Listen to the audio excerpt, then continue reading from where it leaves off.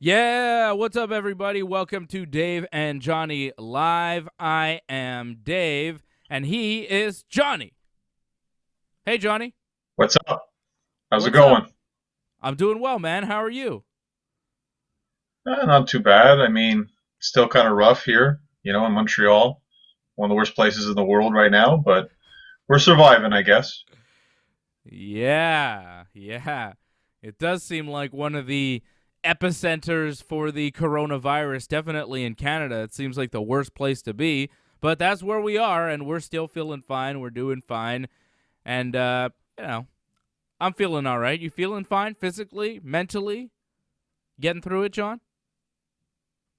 I think that's the main thing right now is wellness. As long as you feel good, at least that's one thing. That's really the main thing you got to focus on because the other factors, it's really out of your hands. Like when things will actually open up around here, probably going to take a lot longer, but there's nothing you can do. Just do the best you can for your own health at this point.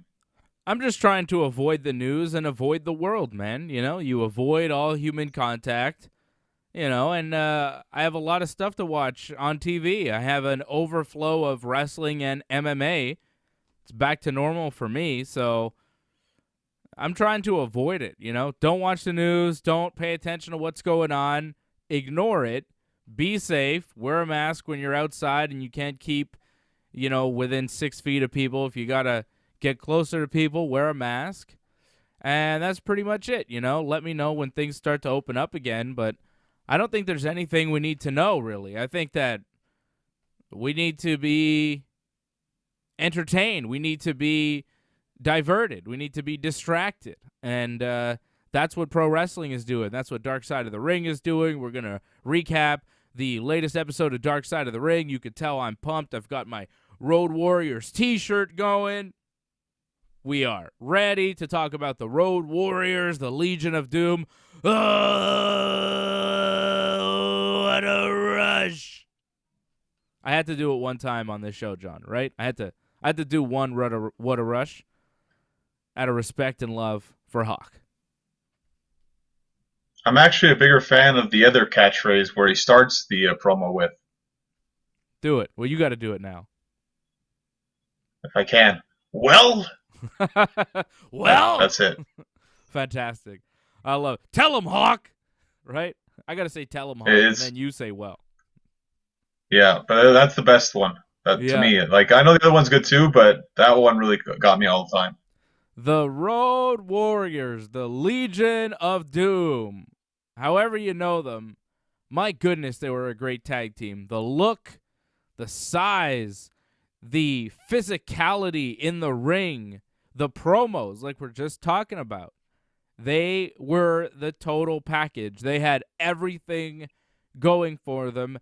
And I'm not sure if you are a wrestling fan now and didn't know the Legion of Doom, didn't know the Road Warriors, if you didn't know who Hawk and Animal were, if you weren't around back then, I'm not sure you could ever fully grasp the power of these guys, the force. The Road Warrior pop was a real thing when those guys came out. That what a rush hit, their music hit, they start walking out. My goodness, man.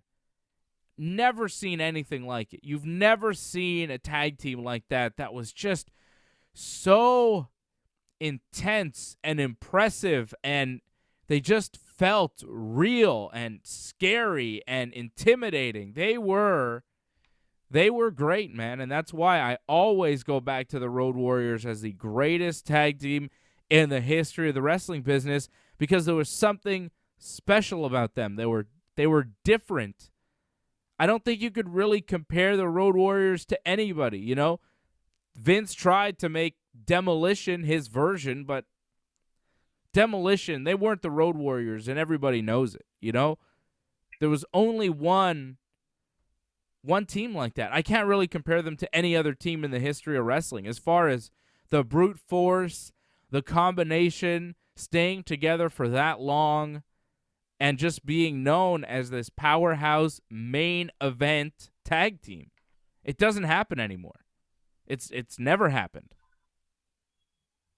Well, it's funny how you looked at that Demolition. I really thought the Powers of Pain, to me, were the Road Warriors ripoff. They looked to me, Demolition, they were kind of their own thing. I mean, they were a powerful tag team, but not exactly like LOD. Yeah, I think that there were comparisons between the Powers of Pain, between Demolition, and it felt like a lot of tag teams were trying to be the Legion of Doom. It feels like tag teams are still trying to be the Legion of Doom sometimes, right? It's happened throughout the years. They tried to remake the Legion of Doom so many times. I mean, they tried to add draws into the Legion of Doom. The Dark Side of the Ring episode I thought was fun to watch. I enjoyed it. I thought it was incomplete. They didn't really tell the full story of the Road Warriors. They didn't talk about Heidenreich as a member of the Legion of Doom, right? Remember when Animal came back to the WWE? He was on SmackDown. He wrestled as a singles wrestler. He was in his, I would say, late 40s at that point, maybe early 50s when he had that last run on SmackDown in the, mid 2000s. And he tried to remake the Legion of Doom with Heidenreich as his tag team partner. That didn't work out so well. So there were a lot of pieces to this Legion of Doom story that we're missing. They, of course, talked about Hawk's drug use at length. They talked about, at the 92 SummerSlam when he was just completely out of it. And we know these stories. The story with draws, how the WWE used Hawk's real-life demons as part of his character. These are all things I remember as a wrestling fan. So this was one of those Dark Side of the Rings where I learned nothing. There was nothing watching this that I didn't know beforehand, and that was a little disappointing. Usually there's at least something that I'll learn something new about an episode, something new about the subject, rather, and I didn't learn a damn thing about the Legion of Doom that I didn't know before. Oh, Paul Ellering was their manager. Oh, he did their bookings, really. It looks like, if you are a fan of the Legion of Doom, and obviously I am, if you know a lot about the team, if you followed their career, I don't know how much you learn in this episode. That's why when they said they were going to do a Dark Side of the Ring on the Legion of Doom, I was like, was it really a dark story? I mean, yeah, Hawk had demons and he died early in his life, but who didn't in that era? I mean, how many other guys could you do a Dark Side of the Ring on? You going to do a Dark Side of the Ring on Rick Rude? You going to do a Dark Side of the Ring on Kurt Hennig? I mean, there are a number of guys you could do a Dark Side of the Ring on. You going to do a Dark Side of the Ring on Yokozuna? What happened there? Dark Side of the Ring on John Tenta? Earthquake? Or The Shark? I mean, where does it stop? That's why I didn't really understand why they did this episode. I don't get it. Like, I get, okay, Hawk liked to party. And he died in his early 40s. Are they going to do an Eddie Guerrero Dark Side of the Ring? Because he also liked to party, and I think he died in his, late 30s? I don't think Eddie even made it to 40. He was 38, but they kind of did the Eddie thing on the Benoit one, so I don't know if they'll do an Eddie one. But you see what I'm saying? Like, I don't really understand what the point of this episode was. To tell us that Hawk had a drug problem? I know that. I know that already. If you follow the Legion of Doom, you know that. A lot of wrestlers had drug problems, and a lot of them died in their late 30s or early 40s because of those drug issues, because their hearts gave out on them. That's what happened to Hawk. It's what happened to so many guys. So many guys. Are you going to do an episode on each and every one of them? Because that's going to get tired pretty quick. This guy had a drug problem, and then he died. He was a great wrestler. He was really over. Okay. What's the point? I get it. I get it from your point of view because you're like a huge wrestling fan. So you saw the Road Warriors doc that they did in 2005, I think, WWE. So you know a lot about the Road Warriors. But mainstream audience, maybe not so much. I think this was more for them.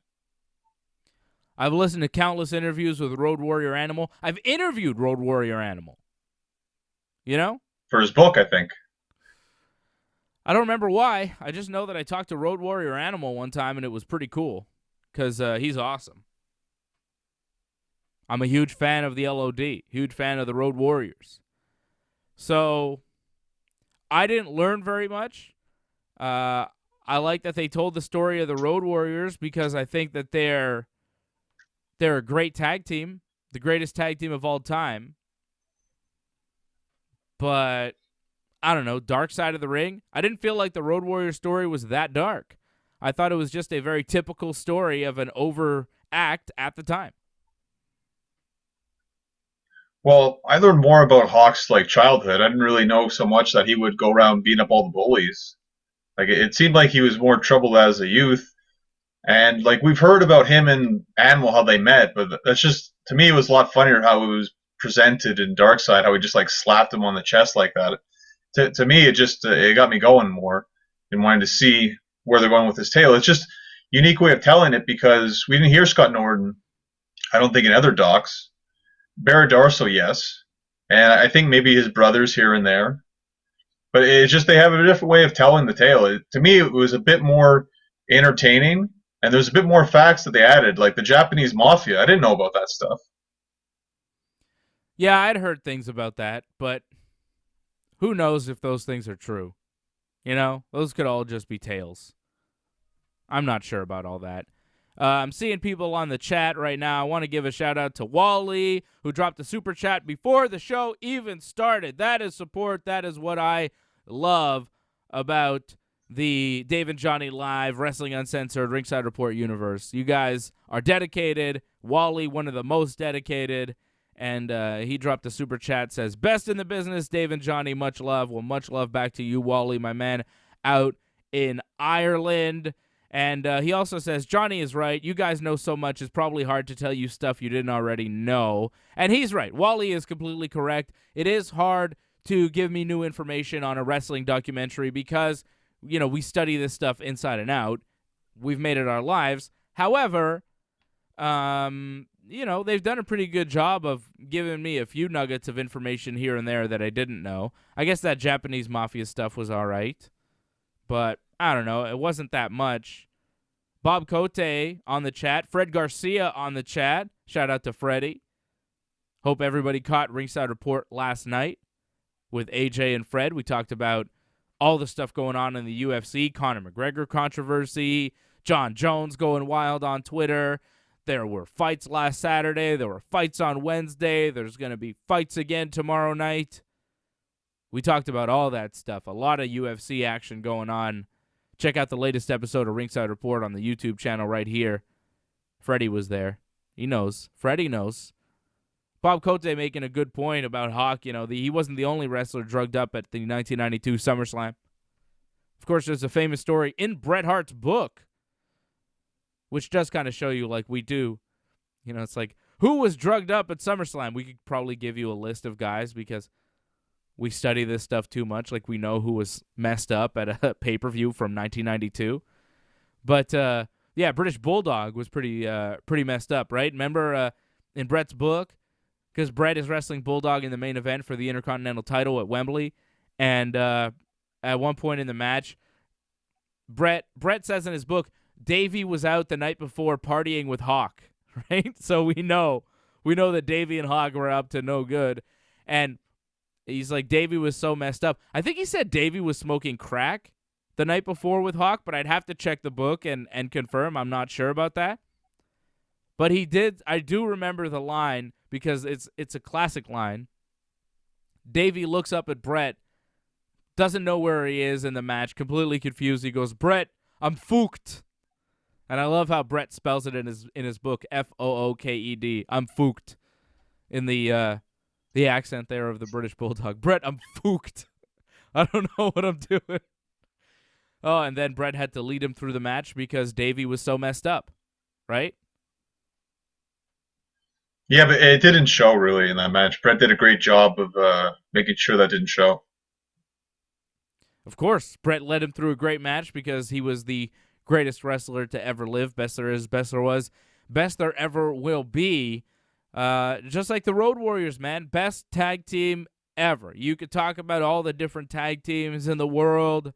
The Dudley Boys, the Hardy Boys, the Edge and Christian Boys, the Young Buck Boys, but nobody better than the Legion of Doom boys.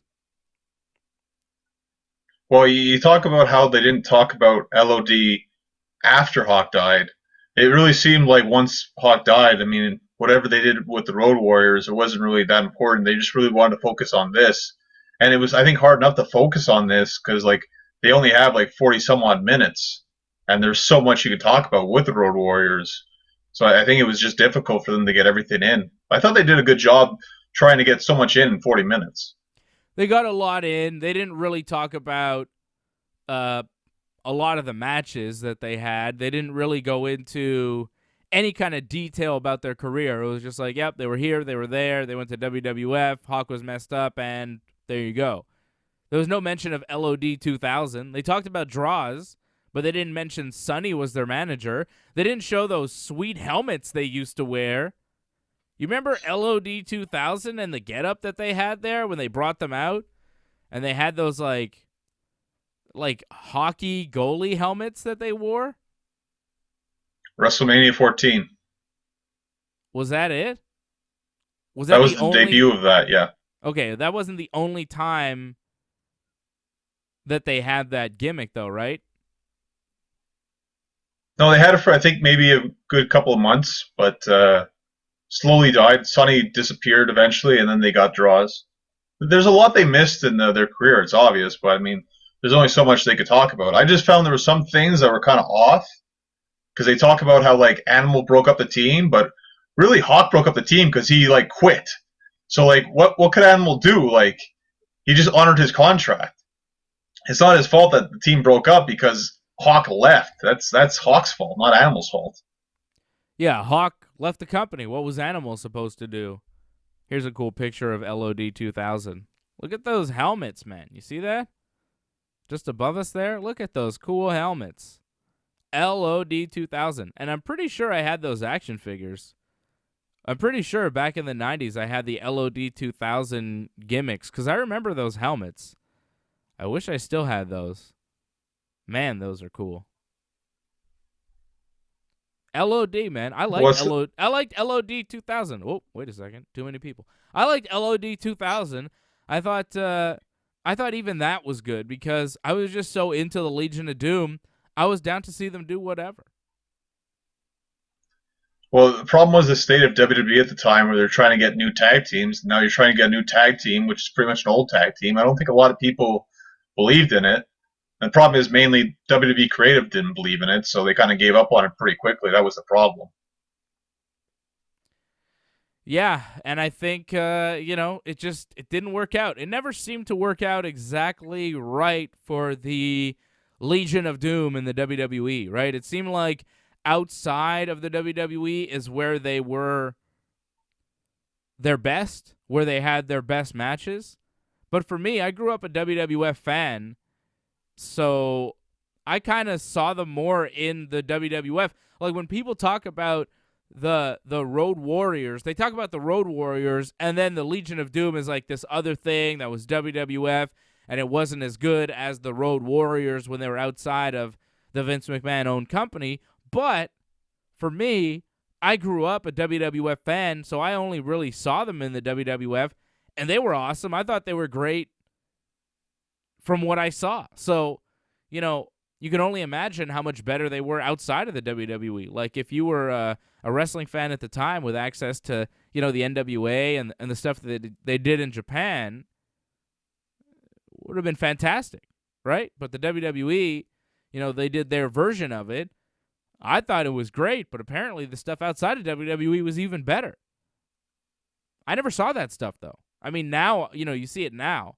But at the time, I was only able to access the WWF TV. I mean, the only wrestling show I was able to watch for the first, several years of my wrestling life was WWF Superstars every Saturday at noon, right? That was all we had for a long time, right, John? You were in the same boat as me. Well, that's it. I mean, the first time I saw them was like in the early 90s in WWE, and like they were good, but it didn't last too long, and they were right back in WCW for a short little bit. I mean, really the main like stardom for them was that NWA run where they pretty much just dominated for years. Yeah, they were a huge tag team there. They're a huge tag team really everywhere they went. They were champions everywhere they went. And I don't think there's going to be another team like them. Two legit, badass guys, huge, who go on a run like that. I don't know, man. Can you compare the LOD to anybody else in the history of wrestling? I think the only team that comes close to the Legion of Doom is the Dudley Boys. And I say that because of their longevity, because of their body of work, how awesome they were as a tag team, and the fact that they went everywhere and became champions everywhere they went. You talk about the other great tag teams in the history of the business, most of them, only stayed in one company, right? New Day, great tag team. Great tag team, but they're WWE guys, right? It's one company. Not too many tag teams go around and become champions all over the place. Like, who else can do that? What other tag team can do that? The Dudleys? The LOD? And I guess you could say the Young Bucks, too. I mean, you look at the Bucks, everywhere they've gone, they've been champions. All over, every single promotion, New Japan, Ring of Honor, everywhere, except their own company. But I think the Dudleys are the closest thing you'll get to Legion of Doom. And even then, they're not the LOD. They're not the Road Warriors. Well, I think Tully and Arn, also won tag titles in WCW and WWE. Okay. But no, they didn't have the dominant reign, though. That's it. Like, LOD wasn't just like they became champions. They also, like, pretty much ran through the tag team division. Like, no other tag team did that. I mean, the Dudleys were good, but they weren't like a dominating team. They had to use underhanded tactics to get their way. So, I mean, LOD was really just like a force unlike any other in wrestling. They did really revolutionize the business. Maybe the Nasty Boys? How about the Nasties? They were around all over the place. They did well. They weren't the LOD, though. Well, again, like, yeah, they did all right, but nowhere near the impact Road Warriors had, without question. Where's the dark side of the ring on the Nasty Boys? I don't think you want to go I think there. You'll get a Hogan one. You'll get one Hogan before you get that. Haven't you heard things about Knobs? There are weird stories about Knobs, no? That's why you need Hogan, because Hogan would help with a lot of that stuff. What do you mean? Like, get Hogan to be interviewed? Well, yeah, that would help too, but I think a lot of the Nasty Boy stuff is tied into Hogan. I mean, you could do one on Hogan and all his friends. I don't know. That's too much, man. That's too much. That's like a 10-part documentary series, the Hulk Hogan Dark Side of the Ring. Just do a whole season on Hulk Hogan and all his friends if you want. Brutus? Brother Brudi? I don't know, man. That's a two-parter, I think. Two-parter. One just on Hogan and the rest on his friends. Yeah, you could do that. I think you could do a whole episode on Knobs. Just Knobs. But, yeah. Next episode is going to be on Owen Hart. Yeah, it's going to be really sad. Very, very sad. Martha was recently on Jericho's podcast. I'm looking forward to listening to that. I'm halfway through. It's pretty good. I've never heard from Martha Hart. Ever. It's kind of crazy. Like, all these years later, we're finally hearing from Owen's widow speaking about Owen. And I'm enjoying hearing the stories that Martha's telling about Owen Hart and growing up with Owen. I mean, they got together in high school, so she knew Owen from a very young age, And, yeah, really good stuff on Jericho's podcast. I don't want to spoil too much, but, Owen didn't seem to want to be a wrestler. He just kind of fell into it, right? He was a guy that he was in school. He got a wrestling scholarship, an amateur wrestling scholarship, and then was going to be a gym teacher. But then Stampede Wrestling was kind of down. Business was down, and they needed somebody, so they brought in Owen to kind of help out business, and turned out he did really well, and he helped business, so he just kind of stuck around in wrestling, and then one thing led to another, and he wrestled for, however many years he did, like 20 years. So it's interesting, man, to hear the story of Owen Hart, to hear it from those who knew him the best. And it's fun for me as an Owen Hart fan to get to hear those stories and to kind of know a little bit more about Owen and get that different perspective, and to finally hear from Martha Hart. I'm looking forward to the dark side of the ring. I hope it's not too sad. We will definitely recap the next episode of Dark Side of the Ring next week on the show. We'll talk about Owen for sure. But on next week's episode of Dave and Johnny Live, we will also be... Are you ready for this? You know what we're doing next week on Dave and Johnny Live? This is a surprise to me. What are we doing? Well, we're previewing Double or Nothing. Oh, that makes sense. There you go, John. There you go. Double or Nothing is going to be next Saturday. Not tomorrow, but a week from tomorrow is AEW's Double or Nothing. So next Friday on the Dave and Johnny Live show, on this very show, we will be previewing AEW's Double or Nothing. So it will be a big show next week. This show today will be a little bit shorter than normal because next week we have a jam-packed show for you. We will have not only the recap of the Dark Side of the Ring, the Owen Hart story, which I'm sure will be very sad, and we'll have a lot of things to say about that because, as much as we know about the Road Warriors, I think, the Hart family, I don't know if there's any family in wrestling that I know better than the Hart family. So I look forward to seeing that.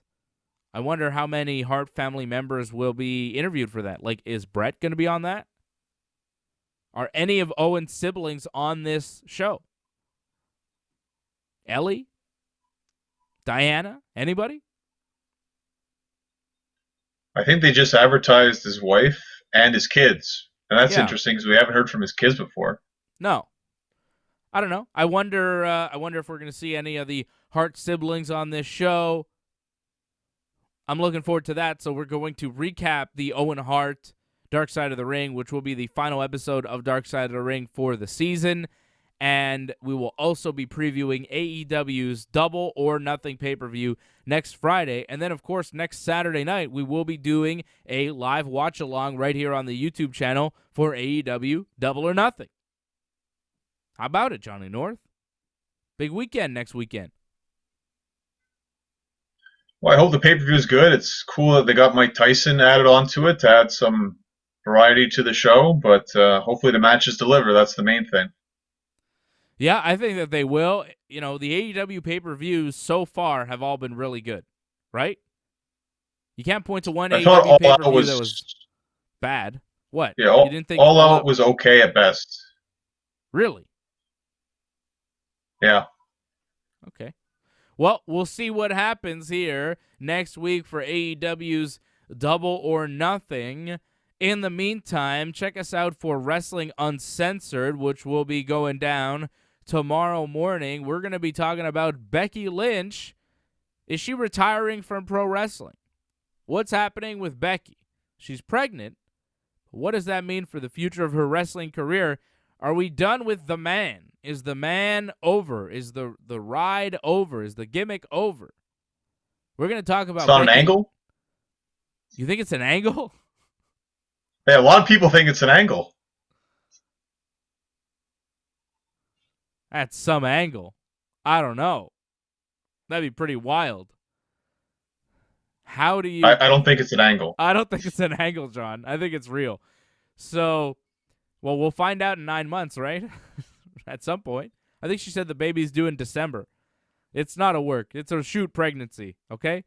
And we're going to talk about Becky Lynch and her pregnancy and what it means for the WWE. We're going to talk about that. We'll also talk about Rey Mysterio. We'll get to the Rey Mysterio stuff. Is he staying with WWE? Is he leaving? A lot of people might be on their way out of World Wrestling Entertainment and what happened on Dynamite and Raw and SmackDown this week. We're going to recap everything tomorrow morning at 11 a.m. for the premiere of Wrestling Uncensored. check us out right here. Hit us up on the Super Chat during the show. We will answer your questions. Am I forgetting anything, Johnny North? Well, I think you're going to have another UFC coming up. I don't know if they've announced the date yet, but I think it's coming up, no? Well, there's one tomorrow, and then there's one next Saturday during Double or Nothing. I meant the big pay-per-view. Is something announced for June yet? I don't think they've announced the June pay-per-view yet, no. Okay. I thought something was coming up or supposed to happen. I don't know. I could check it out for you. It'd be what? UFC 250? Let's see. UFC 250. It should take place in June.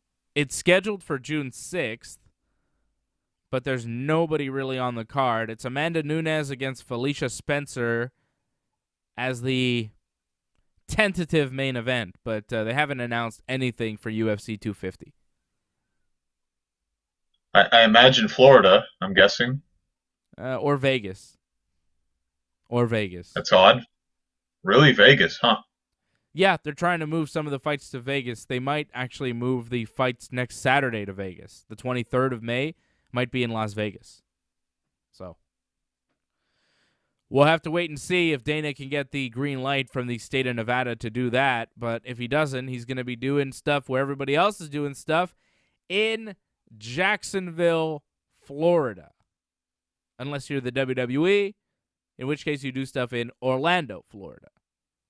So many sports going on. Well, nothing really going on in sports, but UFC and WWE, they are giving us a full plate. And AEW, right? I mean, UFC 249 last Saturday night.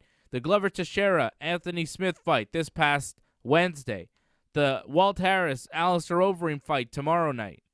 Of course, Raw and SmackDown and NXT and Dynamite every week. We had Money in the Bank last Sunday. Check out our watch-alongs from last weekend. We were very busy. We watched Money in the Bank with you. We watched UFC 249 with you.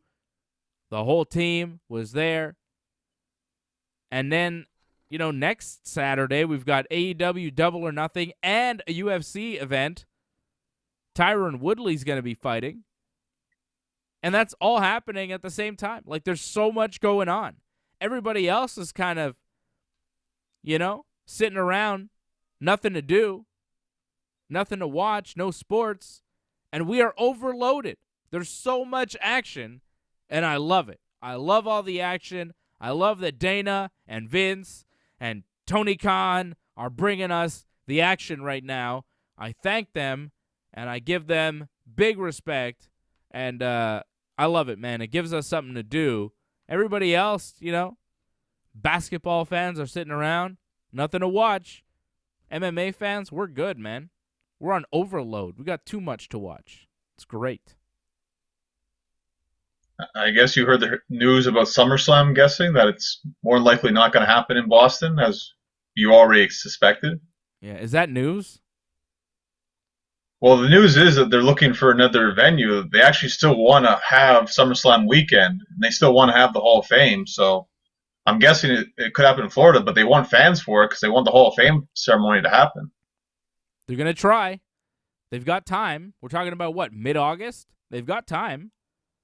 I don't think it's out of the realm of possibility. I mean, it doesn't seem like Boston is going to want to host it, but I'm sure there are other cities that would be down to host it. Maybe you have it at 25% capacity for fans, but I think there's going to be a way to do it. And if we can't figure it out by mid-August, I mean, come on. What are we waiting for? Yeah. I think it's a possibility in a place that's safe enough. If you do all the testing necessary, if you make sure that you keep distance, if you follow all the protocols, I think that you could do this. Why not? We're doing things that we didn't think were going to happen. UFC events are happening 3 times in a week. WWE's running pay-per-views still. AEW's going to do Double or Nothing. They're doing stuff. So, yeah, mid-August, you're telling me we can't have a SummerSlam event in an arena somewhere at 25% capacity with 6 feet between every fan? By mid-August, that won't be possible somewhere in North America? Really? Come on. It's got to be. It's got to be. Well, they're saying, though, worst case, they'll actually push SummerSlam to the beginning of September to make sure they have this. Because obviously, like, a lot of states canceled their events for the summer. So if they have to, they'll do it in September. SummerSlam in September. September Slam. Big difference. Who cares? Who cares when it is? You know what it is, and you know why it's moved. I don't care. Well, as long as it happens, really, right? I mean, whether it happens is the way it is now or it doesn't happen. I mean, SummerSlam is usually one of the better pay-per-views they have. I just hope they actually do have somewhat of a crowd because these shows aren't that great. WWE is really lacking in that sense right now. Like, AEW is doing pretty good because they have a bit of a fan base there around the ring. If WWE had that, they'd be a lot better. Yeah, the vibe for an AEW show, there's way more energy than there is for the WWE shows, right? There's just no vibe. AEW is fun, you know? And some of these fans, some of these guys who are sitting around at ringside have become stars. Look at Pineapple Pete. He's got a new gimmick. He's got a new name. People know who he is. He got to wrestle Chris Jericho on AEW Dynamite. Some of these jobbers sitting around the ring, I mean, it could be their next opportunity to superstardom. Pineapple Pete got made by Chris Jericho. Unbelievable. Unbelievable. I love it. Wally, thank you for the super chat. He says, so much entertainment during COVID-19. Fair play. Thank you, Wally. We appreciate you, my man. Woods MMA UK saying, kept us laughing during this crisis. Bravo, Ringside Report. Thank you, Woods MMA. We appreciate you watching. We are glad to entertain you. Shout out to Wally. Shout out to Woods MMA. A lot of people out in Europe watching us today. I like it. Prime time in Europe right now. The Ronaldo Brothers Show. Big fan of the Road Warriors watching us today. Bob Cote. Ferdy Garcia. Shout out to everybody on the chat. Shout out to everybody watching. Johnny, any final words before we wrap this thing up? Well, just, be healthy, everyone. And one day, things will be better. Hopefully sooner than later. That's right. Stay safe. Remain indoors. Wash your hands. Don't talk to strangers. Stay away from people. Maintain a 12-feet distance if you can. Keep watching Ringside Report MMA, Ringside Report Network, Wrestling Uncensored, Dave and Johnny Live. Once again, Wrestling Uncensored will be up on the channel at 11 a.m. tomorrow morning, as it is every Saturday morning. RingsideReport.net. In the meantime, for more on everything that we do. For Johnny North, I am Dave Simon, and this has been Dave and Johnny Live. Bye-bye. Thank you.